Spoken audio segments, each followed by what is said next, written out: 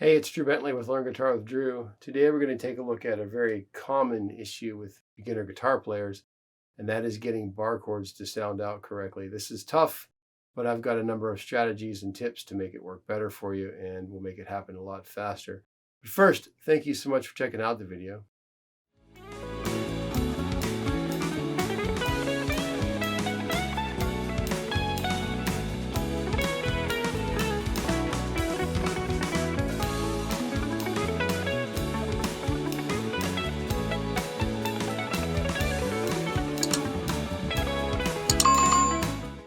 For today's lesson, we're going to use the E form of an A chord and the A form of a D chord. These will be the two chords we use today for the entire lesson. If you don't know how to play these yet, there are a couple of lessons on the channel that could help you. Right here is a lesson on how power chords are formed, and that would be playing these chords but with only 3 strings, like these 3 for the E form and these 3 for the A form. And then also here's the first of a series of lessons on the caged system, which will show you how to play these bar chords across the entire guitar neck and other forms as well. But let's focus on the E and the A form today. Those are the most prevalent and the easiest to get started with. The first tip is not to bar the tip of your finger beyond the boundary of the lowest string. So if you do this, that's a lot of strain on your body. It's better to start with your fingertip just beyond the boundary of the lowest string. On the A form, my fingertip is actually touching the A string, which is a good because then it will dampen it when I'm strumming through it. So you'll notice I'm not doing this or this. This is important. It's comfortable. It's better for long periods of time. If you're playing for a long gig, playing many hours of a gig, you don't want to bar too far. It just looks better, sounds better, feels better, and is better overall. The second one is to roll your fingers to the side. So it's a misconception that you actually bar your finger in the middle of your finger here. You bar it on the outside of your finger. Your first finger should roll to the left side, rolling it towards your headstock like this. If you're playing the A form, your third finger bars like this, rolling to the right side, and this creates a better seal. The fingers are rolled to the outside, creates a better seal. So you're not barring in the middle of your finger. You're kind of creating like a capo with your first finger by doing this. The next one is to flex your knuckles out. So tip number 3, like you're Spider-Man climbing a wall, you're going to flex your knuckles this way. You're going to keep your fingers flexed. This will help to create, again, a better seal on the strings. By doing this, what you can do is begin to arpeggiate the notes one at a time and see which ones make a sound and which ones don't make a sound as you're building these chords and or power chords. So that's the third tip. The fourth one is to take your fingertip and fret the note closer to your fingernail, and you're going to apply some pressure and roll your knuckle up this way. In doing so, it makes your knuckle go more of a right angle. So I'm not saying to apply so much pressure that you actually hurt your tendons or something, but just apply a little bit of pressure. When you play guitar for a long time, your knuckles eventually give up the ghost and they become super flexible. So right now, that's kind of an issue with doing this. Now, the next one will kind of line up with this as well. The next tip is to exaggerate the curvature of your wrist out this way, more like this with your thumb behind the neck. Now, eventually, you can relax that, and the magic happens more with your first knuckle. But exaggerating the curvature of your wrist will help to get your hand in the right position. Okay, so the next tip is to fret closer to the right side of the fret. Right next to the right side of the fret. That's where it's in tune, and that's where it will sound out better. Now, this isn't always possible. For this A chord down here, for example, you notice my second finger is way over here.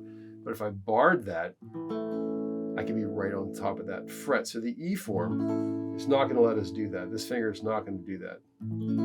There's some other ways around that, but that's for a different video.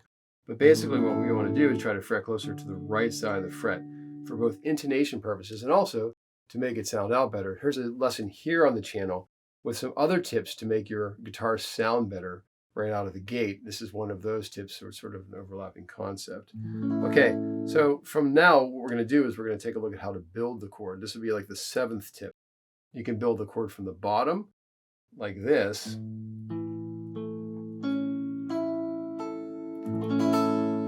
adding one string at a time and trying to get a good tone out of that string, or you can go from the top and try building it that way and just keep working it from both different directions. All right, so the 8th tip would be trying to practice this with your first finger first. Get your first finger to sound out. If you employ all the things I was talking about, you're not barring beyond the boundary of the lowest string. You're rolling it to the right, fretting closer to the right side of the fret, and you're Spider-Man flexing your knuckle outward. You're creating a good seal on that string. Well, you're creating a seal on all the strings, I should say. And then we're going to add our other fingers one at a time to try to build it that way. 9th sort of bonus tip is if you're playing in a situation where you have a song that has a bar chord in it, maybe like this F sharp minor chord or something, or a B minor. It happens a lot where there's keys that are in the open position, but then you have occasional chords that are bar chords and you can't quite play those in time during the songs. You can do simple versions of these chords, these bar chords during the song just to kind of get through the song to keep the tempo. So for this F sharp minor, I could play this, just play the power chord at the bottom 2 strings and implant that into the song, or the top 4 strings, and do like a little baby form of the bar chord up here as well. That's a good strategy if you can't play the song in time, to throw a simpler version in during the song. One more bonus tip, let's call this tip number 10, would be to play these bar chords on smaller frets first, maybe up here on the 9th fret, and then gradually work your way down to the fret where you started from. These are definitely easier to play on the smaller frets. If you're enjoying this lesson on how to make bar chords sound out better, please hit that subscribe button and click the bell for notifications for the next time that I upload a video like this one. Let's go over these again. The first one is don't bar beyond the boundary of the lowest string. That's a bad one. The next thing is to roll your fingers to the side. Your index finger rolls this way. Your third finger rolls this way to create a better seal. You want to flex your knuckles outward to get a better seal against the strings as well, sort of like the Spider-Man climbing the wall concept. The next one is to place your fingertip right on top of the string where the nail is and roll your fingers upward and practice getting your knuckles to be more flexible this way at a right angle. The next one is you want to get as close to the right side of the fret as possible. Right next to the fret, it gives you better intonation and it will sound out more easily. And again, that's not always possible, but with the bars, it definitely is possible.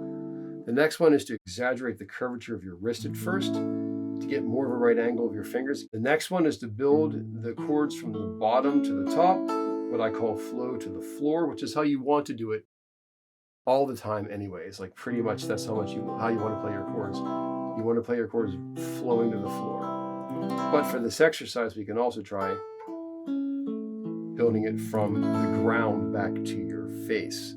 And the 8th tip was to practice barring just your first finger and getting those notes to sound out one at a time, and then adding your other fingers as you go. So your first finger is sort of the object of barring in and of itself. And then the 9th sort of bonus round tip was to play easier versions of these chords if you're playing them in a song structure, either the bottom 2 strings of the chord, like F sharp here or B minor here, or the top strings, so like this F sharp minor, the B minor here like this. Again, an easier version to fit in. And again, bonus tip number 2, the 10th tip overall would be to play these on smaller frets first, maybe the 9th fret, and then gradually work your way down to where you started from. They are definitely easier to play on the smaller frets.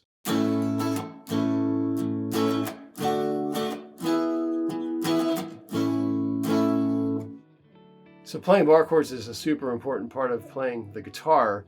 A little harder than the open chords, and maybe it's like the next level to learn. So hopefully this lesson will make this an easier transition for you to get into playing bar chords. All right, hopefully you enjoyed today's lesson, and as always, I can't wait to see you at the next lesson.